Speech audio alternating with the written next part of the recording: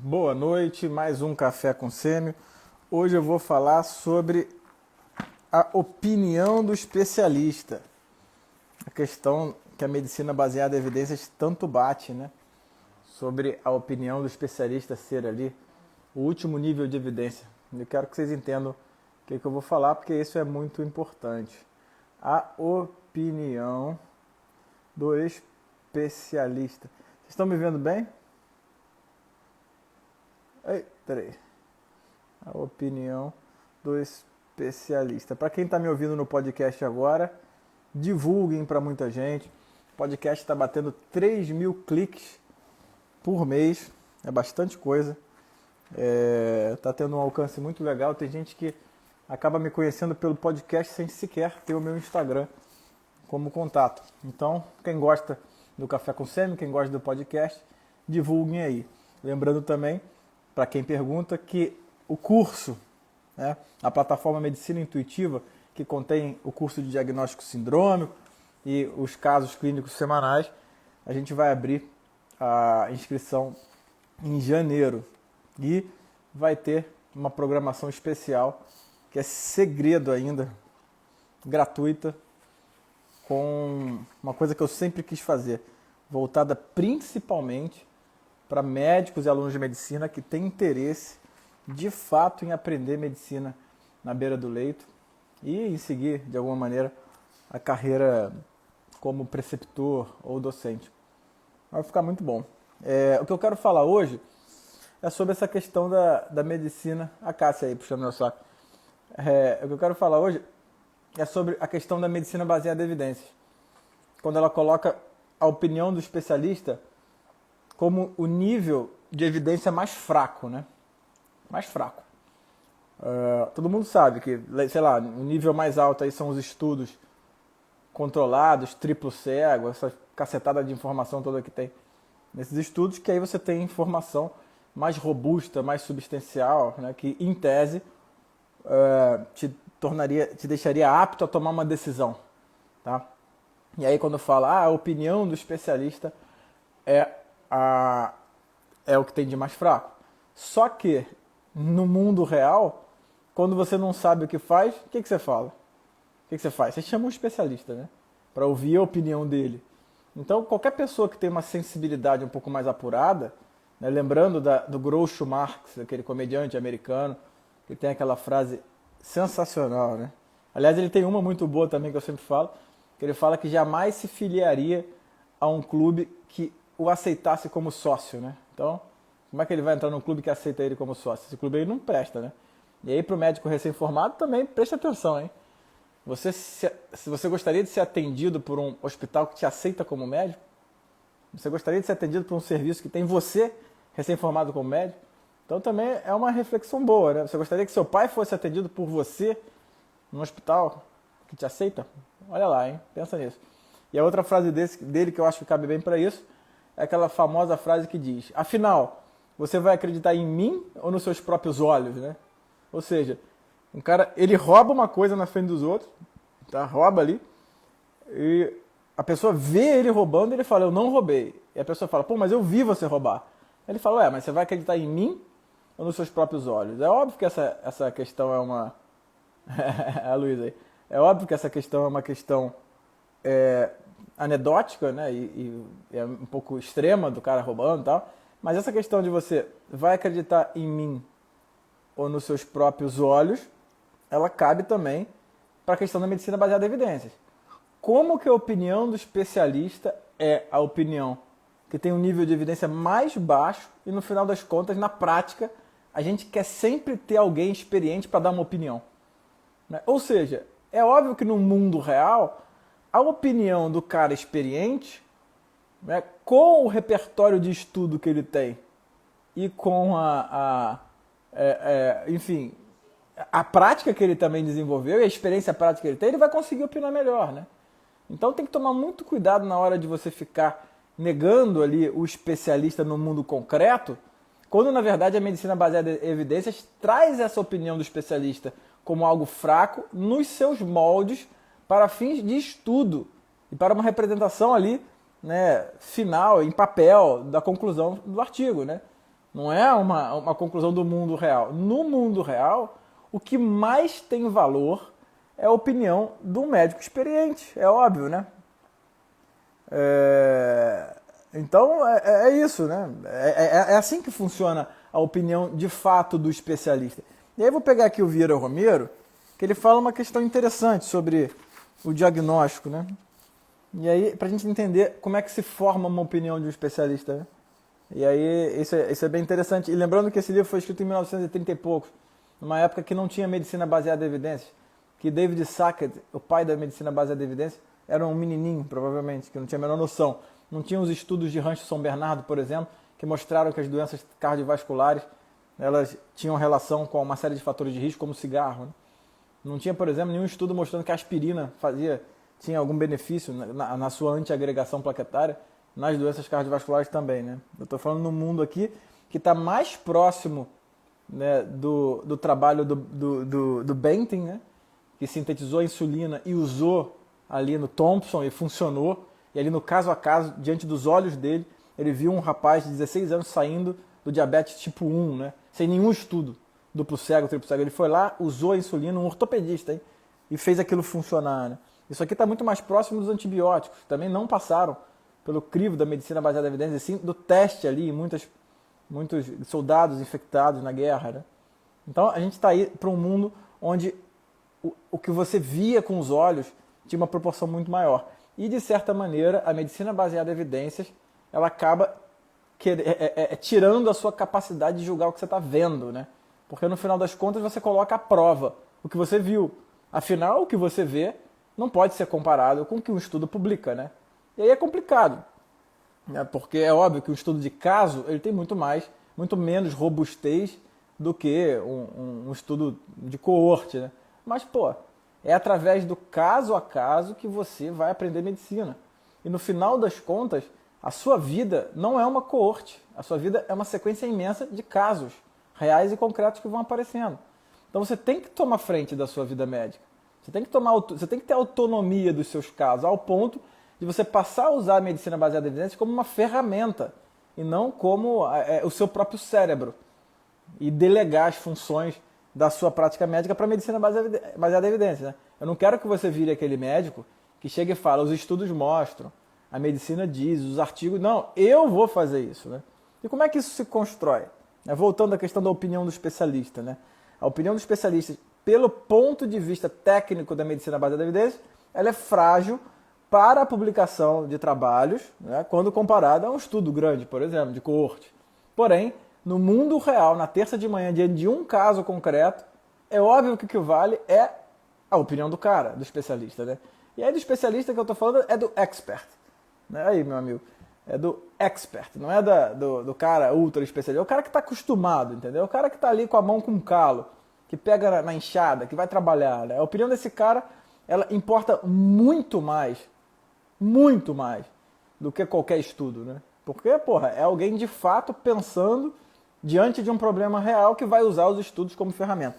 E aí no livro do Vieira Romero, de 1930 e alguma coisa, tem algumas coisas interessantes que eu acho que tem muito a ver com o que você vai fazer para construir essa questão do seu método de absorver informação, né? Ele fala que para a descoberta do diagnóstico etiológico, tá? Não é do diagnóstico sindrômico, é do etiológico, que é o agente causador do dano, né?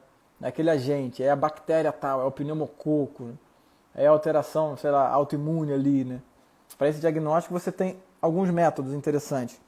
Normalmente aquele método direto, que é o diagnóstico direto, que formulamos diretamente o diagnóstico de acordo com os sintomas observados no exame do doente.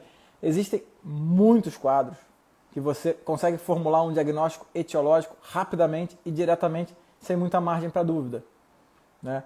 E esse tipo de caso, apesar de aparentemente ser meio chato e fácil, né? Ah, eu gosto de diagnóstico difícil, né? Esse tipo de caso que você bate o olho, e um grande exemplo que eu sempre dou é herpes zoster, pô. Você vê lá aquela lesão, né, dimidiada aqui, com vesícula, cara.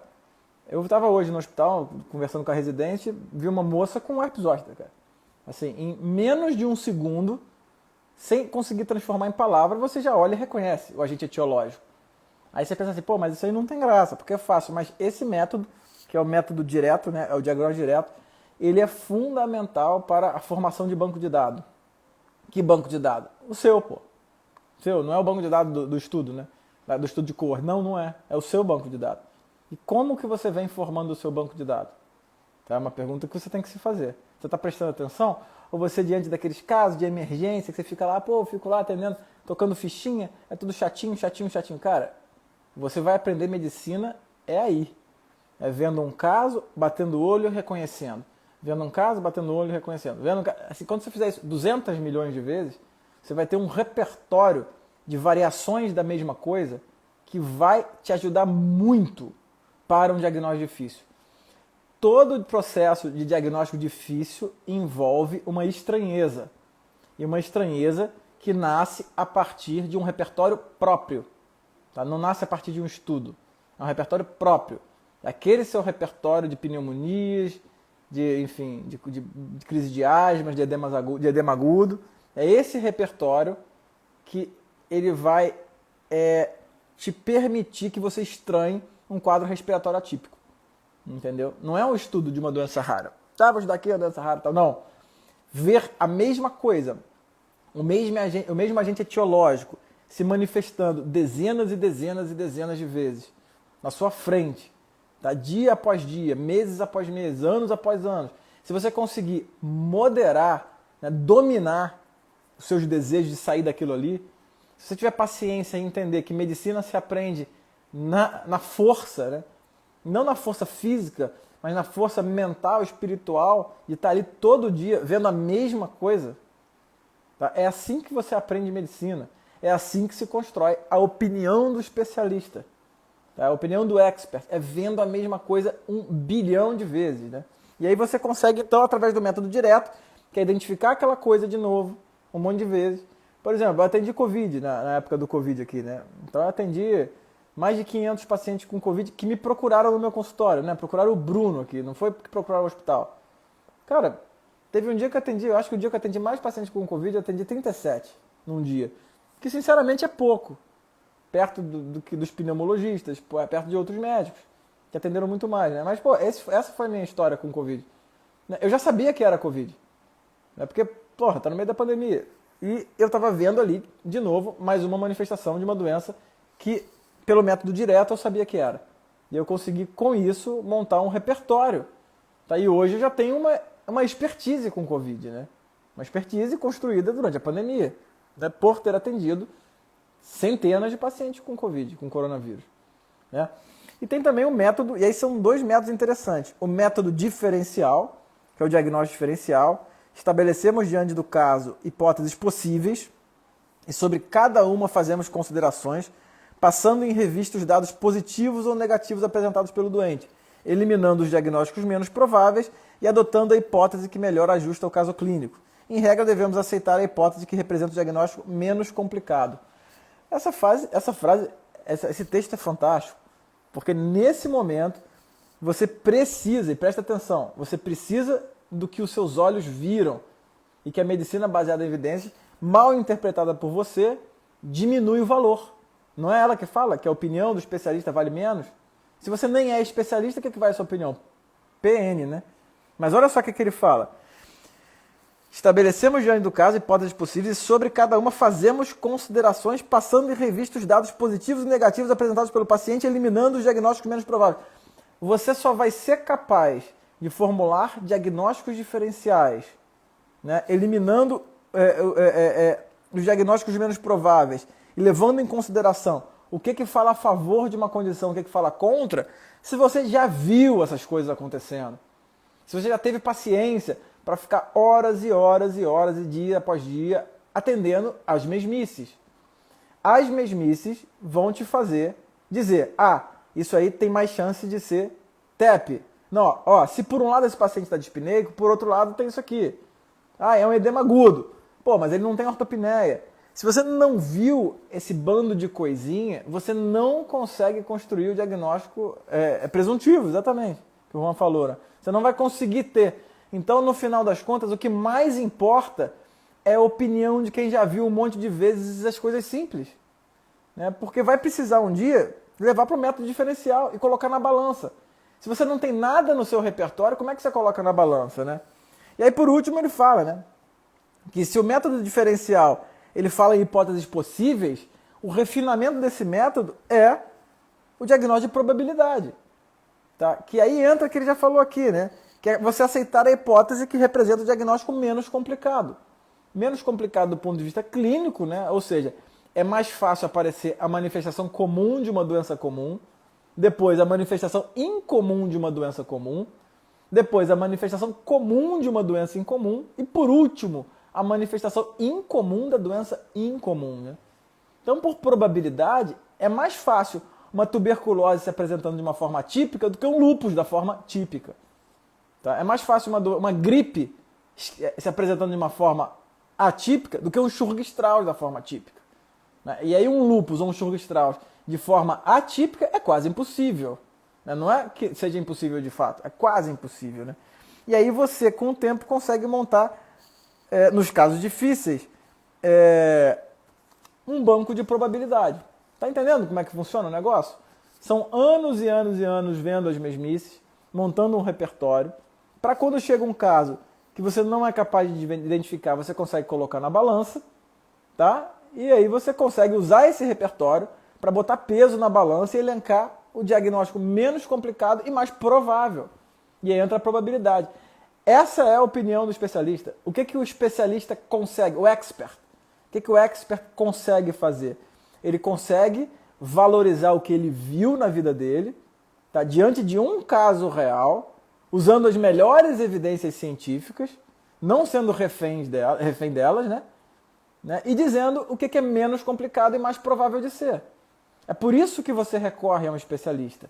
Então, tira da cabeça que a opinião do especialista é uma opinião, sei lá, que não deve ser tão valorizada. Não, ela é a única que deve ser valorizada. Tá? Porque a medicina baseada em evidência é só uma ferramenta, é só um bisturi. E eu nunca vi um cirurgião perguntando para o bisturi o que tem que fazer. Então eu também não quero nenhum clínico perguntando para a medicina baseada em evidência o que tem que fazer.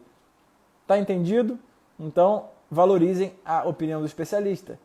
Então, e só dá para valorizar a opinião do especialista se você valorizar a sua opinião, né? E não negando o que você está vendo, como dizia o Groucho Marx. Né? Afinal, você vai acreditar em mim, ou seja, você vai acreditar na medicina baseada em evidências ou nos seus próprios olhos. Então aí, valorizem o que os seus olhos estão vendo e até o próximo Café com Sêmio. Divulguem para todo mundo conhecer o Café com Sêmio, que se ele chegar a mais de 5.000 visualizações mensais, eu estou com 3.000, eu vou começar a botar legenda em espanhol, botar no Google Tradutor. Estou pensando em passar para o Google Tradutor e botar aquela voz daquela mulher com Café com Sêmio em todas as línguas do mundo. Valeu, galera. Um abraço a todos.